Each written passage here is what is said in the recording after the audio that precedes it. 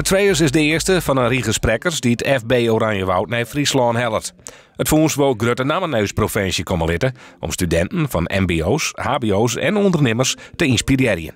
Wat we bereiken willen is dat we de economie hier op een hoger plan krijgen. Dit wie vanzelf hier net zo vol met economie te dwan. Maar de takkenbesprekkers zullen we voornamelijk ziekje in mensen die het ons wat vertellen kunnen over hoe we hier verder kunnen met de economie en met name met innovatie. Want wij denken dat we in Friesland een soort meer aan innovatie dwan moeten dan we hier te doen.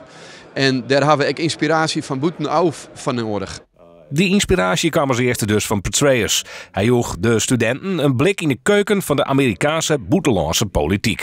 Ik denk dat het heel goed aansluit bij wat er in de actualiteit in de wereld gebeurt. Hij had dus toch even wat verteld over Korea, hoe dat al gaat. En ik had de hele context van de laatste jaren, wat er al gebeurd is in Irak en Afghanistan, dat had het toch in een kader zitten, wat voor ons als Europeanen toch misschien wel een beetje oors is dan wat wij altijd zeggen.